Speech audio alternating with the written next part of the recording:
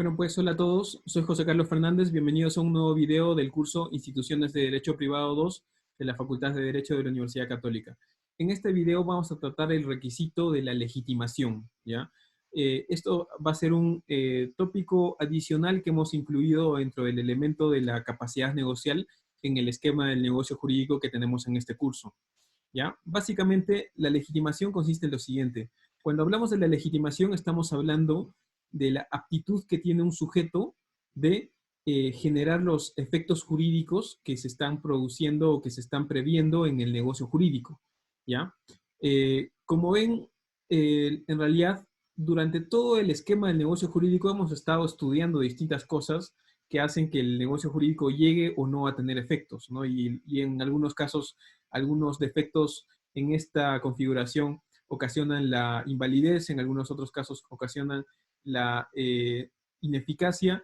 En este caso estamos ante un supuesto de ineficacia, ¿ya? Porque son ineficaces, ¿ya? Son ineficaces, es decir, ineficaces respecto a alguna persona en particular, cuando hay una persona que celebra un negocio jurídico, pero le falta esa aptitud para generar la transferencia, para generar los efectos del negocio jurídico que estaban regulando en ese contenido del negocio jurídico. Para poder aterrizarlo un poco más y para que me entiendan mejor, me refiero a lo siguiente. Imagínense que alguien hace un contrato de compraventa y cumple con absolutamente todos los requisitos que hemos visto en el esquema, desde arriba para abajo, ¿no? En el sentido de que era una voluntad negocial bien formada, con un fin lícito, con un objeto determinable o determinado, ¿ya? Con la manifestación de voluntad a través de alguna de las formas que se ha previsto, ¿ya? E incluso también con capacidad negocial plena, ¿ya? Lo único que le falta a esta persona es que no es propietario de aquello que está vendiendo. Eso es lo único que le falta. Eso de no ser propietario, ¿genera algún tipo de problema en la voluntad negocial? En principio no. En principio el querer vender algo está bien formado, ¿no? En principio esa declaración de vender algo también está bien formada. No deja de ser capaz. Simplemente le falta la aptitud de poder volver propietario al comprador por el hecho de que el que vende no es propietario, ¿ya? Ese es un ejemplo de una situación donde se produce una falta de legitimación o falta de legitimidad para contratar, como algunos le llaman, ¿ya? Que consiste simplemente en la falta de esa aptitud para poder producir esos efectos jurídicos. Un segundo ejemplo es también un contrato de compraventa, pero por alguien que afirma ser representante de alguien más, ¿no? Pero que en realidad no tiene ese poder de representación, ¿ya? En esa situación también esa persona va a emitir bien su voluntad, va a hacer una buena manifestación de voluntad, tiene capacidad, pero no puede generar efectos en esa persona que dice estar representando porque no hay tal relación de representante-representado, ¿no? En ambos casos, lo que va a pasar es que la consecuencia jurídica de esto es la ineficacia. Como saben, los remedios y patologías los vamos a ver un poco más adelante, pero lo que nos interesa saber respecto de esto es el tema de cómo funciona la ineficacia. Simplemente este negocio podrá ser válido entre las partes que lo han celebrado, pero no se puede oponer, no se le puede oponer sus efectos a esa persona que no ha participado o a esa persona que es la verdadera propietaria o la, entre comillas, representada, que no ha sido parte de un negocio de haber dado la representación, ¿ya? Entonces, esa es la consecuencia específica de la falta de legitimación en los negocios jurídicos. No es un problema estructural, se dice, es un problema funcional, ¿no? No es un problema que genere nulidad o anulabilidad porque falta de algunos de los requisitos estructurales, sino simplemente es un negocio jurídico bien formado, válido, pero ineficaz respecto de alguien por la falta de legitimación. ¿Dónde se vuelve esto interesante? Y justamente es algo que espero que ustedes lo estén viendo en su curso de reales. Uno bien importante, como les digo, es en su curso de reales cuando se está estudiando la posesión, ¿ya? Esto es de nuevo la ubicación de dónde estamos estudiando la legitimación en el curso, no como un elemento adicional dentro de la capacidad, y que, como les digo, implica una revisión de que todo el resto del negocio jurídico estaba bien y simplemente falta esa aptitud para generar esos efectos, ¿no? Y eso genera ineficacia, ¿ya?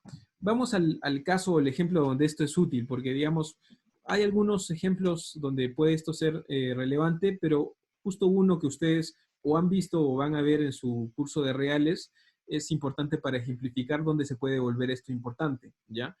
Este es el caso del tema de la suma de plazos posesorios, y en general de la prescripción adquisitiva de dominio en reales. Lo que se dice, bueno, está regulado así en el libro de reales, es que cuando tenemos un inmueble, o un bien en general, y tenemos un propietario, cuando hay alguien poseyendo el bien, es decir, estando prácticamente en uso del bien por un determinado tiempo, el Código Civil atribuye que si pasa determinado tiempo y se cumplen ciertos requisitos que están establecidos a partir del artículo 950 del Código Civil, ese poseedor se pueda volver propietario, ¿ya? Y pierde la propiedad el anterior propietario, ¿no? Gana la propiedad el poseedor a través de la prescripción adquisitiva de dominio. Como ven, para eso resulta relevante, entre otras cosas, alcanzar un plazo posesorio específico, ¿ya? Digamos, asumamos la prescripción larga, un plazo posesorio de 10 años.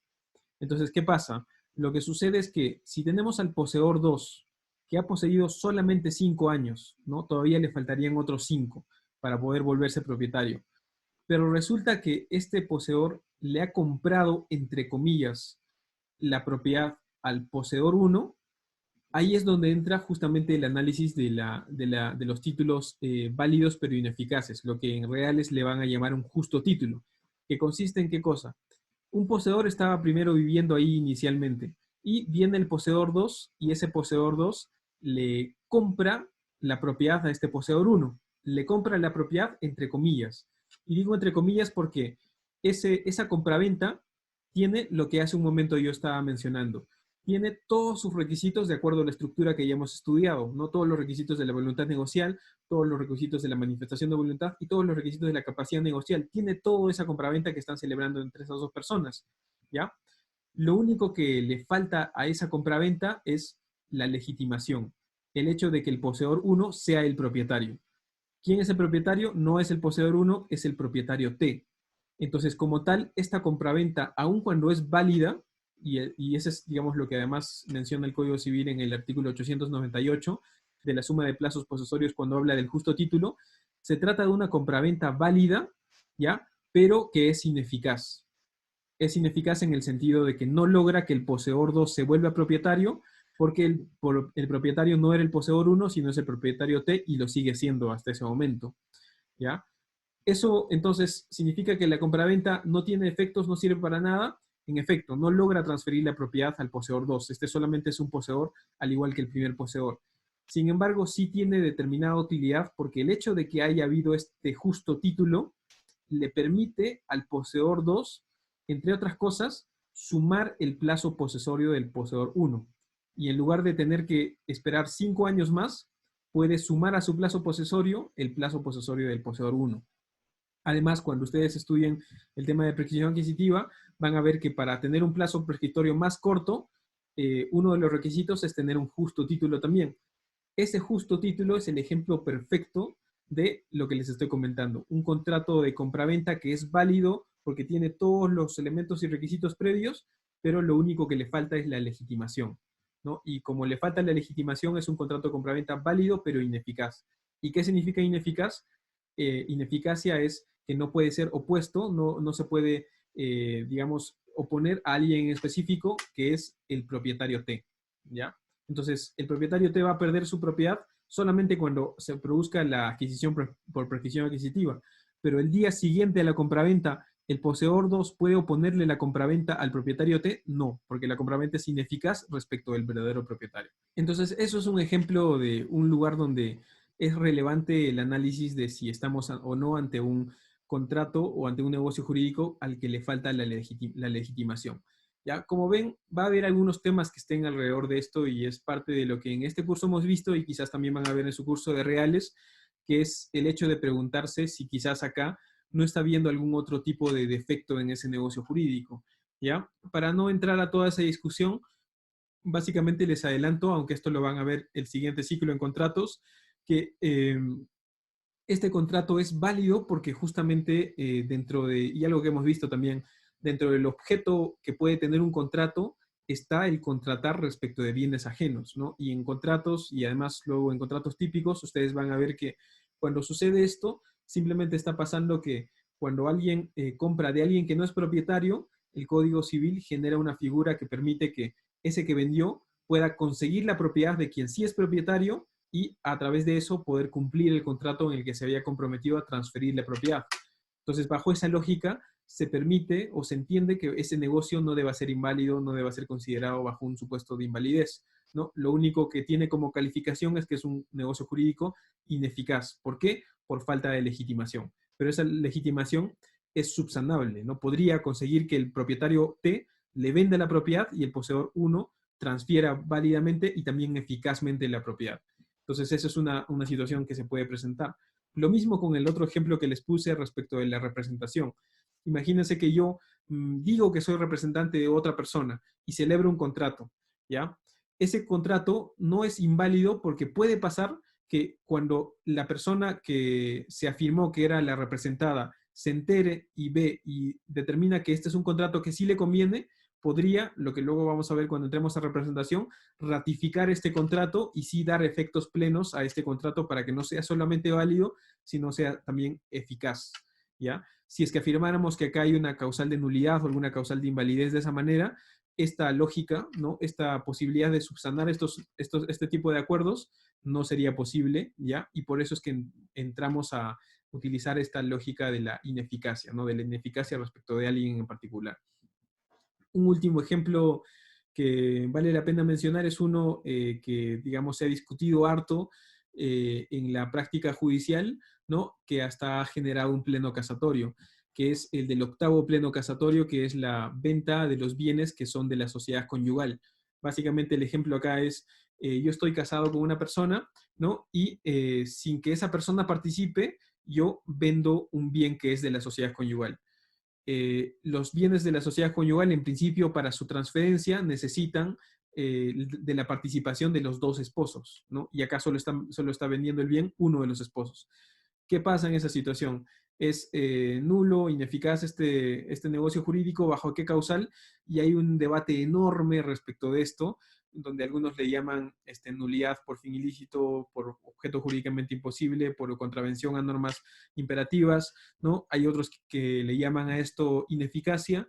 En principio, aunque parte de esto que vamos a analizarlo cuando entremos de lleno al tema de remedios y patologías, la forma de aplicar eso es justo similar a la que les dije hace un momento, la ineficacia. Es básicamente decir, José Carlos Fernández, estoy vendiendo un bien que es mío, no es mío, porque es de la sociedad conyugal, que es un sujeto de derechos distinto de los dos esposos. Entonces, al vender algo que no es mío, aplica esta lógica que les acabo de decir. Yo vendo algo que no es mío, el negocio jurídico es válido, tiene todos los requisitos, pero es inoponible frente a la sociedad conyugal, ¿ya? Pero podría subsanarse a través del consentimiento que, aunque sea ex post, de la esposa para decir si estoy de acuerdo con este negocio y en ese caso sí se produzca la transferencia, no solo de manera válida, sino también de manera eficaz, ¿ya? Esta discusión, este caso que les pongo, que es uno que otros califican de otras maneras, no es parte de un pleno casatorio que luego vamos a ver con un poco más de detalle más adelante en el ciclo. Pero es otro ejemplo donde aplica esta lógica de la legitimación y la consecuencia de la falta de legitimación, que es el tema de la ineficacia. ¿Ya? Entonces ese es un último tema que es parte de lo que hemos cubierto cuando hemos hablado de la capacidad negocial esta semana y que además completa todo lo que es la estructura del negocio jurídico, porque ya la siguiente semana vamos a entrar algunos tópicos específicos como las modalidades, la representación, la interpretación, etc. ¿Ya? Entonces lo dejamos ahí y nos vemos en el siguiente video. ¿Ya? Adiós.